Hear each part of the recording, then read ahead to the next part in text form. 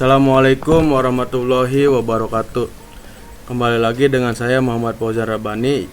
Sekarang kita berada dalam mata pelajaran yaitu teknologi jaringan berbasis luas atau yang biasa kita dengar WAN. Nah, pengertian WAN. WAN itu apa sih? WAN singkatan dari Wide Area Network, merupakan salah satu jaringan komputer dengan area cakupan yang sangat besar seperti jaringan komputer yang mencakup satu negara atau benua. WAN menggunakan peralatan transmisi contohnya seperti kabel bawah laut. Nah, jadi WAN itu merupakan salah satu jaringan komputer dengan area cakupannya yang sangat besar, bisa mencakup suatu negara atau bisa sampai benua. Nah, mereka dihubungkan atau peralatan transmisinya seperti contohnya yaitu kabel bawah laut. Itu pengertian WAN. Selanjutnya, fungsi WAN itu buat apa? Yang pertama, dapat meningkatkan efisiensi perpindahan arus informasi. Yang kedua yaitu mengintegrasikan dan menghubungkan jaringan LAN dan MAN menjadi satu. Yang ketiga yaitu dapat mempermudah dan mempercepat arus informasi dan komunikasi. Keempat yaitu dapat mencegah terjadinya miskomunikasi. Selanjutnya, dapat menghemat biaya operasional. Terakhir yaitu mendukung operasionalitas dari sebuah perusahaan multinasional dan internasional. Nah, ini fungsi-fungsi WAN. Jadi kalau sudah fungsi WAN itu contohnya tadi nih, dapat mencegah terjadinya miskomunikasi. Jadi misalnya ada komunikasi dari antar benua, kan komunikasinya bisa terjadi secara real time. Nggak mungkin ibaratnya kita ngomong sekarang nyampainya besok. Nah, itu yang fungsi dari jaringan WAN. Terus dapat menghemat biaya operasional. Nah, jadi ketika kita mengirimkan sebuah file atau informasi, tidak perlu lagi dengan menggunakan atau memakai jasa kurir antar benua atau suatu negara. Kalau dengan teknologi WAN, dari komputer ke komputer lain itu sudah terhubung secara jaringan jarak jauh. Nah, itu fungsi WAN. Contoh jaringan WAN. Yang pertama, internet merupakan salah satu contoh nyata dari sebuah penggunaan jaringan WAN. Nah, internet yang kita pakai contohnya itu kita bisa mengakses internet dimanapun dan kapanpun karena adanya jaringan WAN.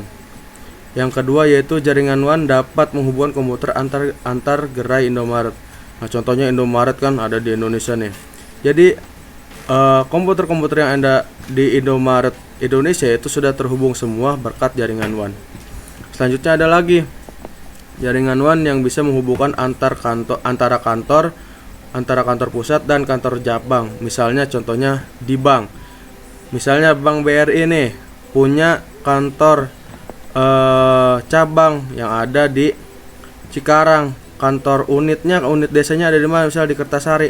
Nah, data-datanya tersebut akan sama sampai ke kantor pusatnya. Tidak mungkin misalnya data saya tanggal lahirnya kalau misalnya di Kertasari bulan November, tidak mungkin di kantor pusat menjadi bulan Desember karena data-data tersebut sudah tersambung ke jaringan WAN. Kelebihan WAN itu apa sih? Yang pertama, berbagi informasi atau file melalui area yang lebih besar. Jadi cakupannya ini lebih besar dari MAN dan LAN. Selanjutnya, semua orang yang ada di jaringan ini dapat menggunakan data yang sama. Kayak tadi saya bilang, kalau misalnya saya terdata di Bank BRI Kertasari, datanya saya lahir bulan November, tidak mungkin di kantor bank pusat datanya menjadi Desember. Selanjutnya, mempunyai sistem jaringan yang besar atau luas sehingga mampu menjangkau negara, benua, bahkan seluruh dunia. Nah, terus selanjutnya, jika terkoneksi dengan jaringan internet, transfer file pada tempat yang jaraknya jauh bisa dilakukan dengan baik. Nah, itu kelebihan dari WAN. Selain kelebihannya, juga ada kelemahan. Yang pertama, biaya operasional mahal. Jelas, biaya operasional sangat mahal karena jaringan WAN ini memerlukan alat-alat yang memakai biaya puluhan atau sampai ratusan juta. Contohnya aja seperti tadi transmisinya memakai kabel bawah laut, itu antar benua bisa. Selanjutnya dalam hal settingan atau pengaturan jaringan WAN lebih sulit dan rumit. Ya, lebih jelas karena mengatur akses seluruh negara atau benua sampai negara juga. Memerlukan firewall yang baik untuk membatasi pengguna luar yang masuk dan mengganggu jaringan ini. Rentan terhadap hacker atau ancaman dari luarnya. Nah, itu kelemahan dari WAN. Nah, setelah tadi dibahas sedikit menyinggung tentang LAN dan MAN. Nah, LAN dan MAN belum saya jelaskan. Tadi kan saya ngejelasin tentang WAN doang. Kalian cari tugas kalian perbedaan antara LAN, MAN dan WAN. WAN kan tadi kan udah dijelasin nih tentang pengertiannya. Nah, kalau LAN dan MAN itu belum. Silahkan kalian cari. Nanti tugasnya silahkan diupload ke Google Form. Nah, mungkin itu saja materi pengenalan teknologi jaringan berbasis luas atau yang bisa disebut dengan WAN. Terima kasih. Assalamualaikum warahmatullahi wabarakatuh.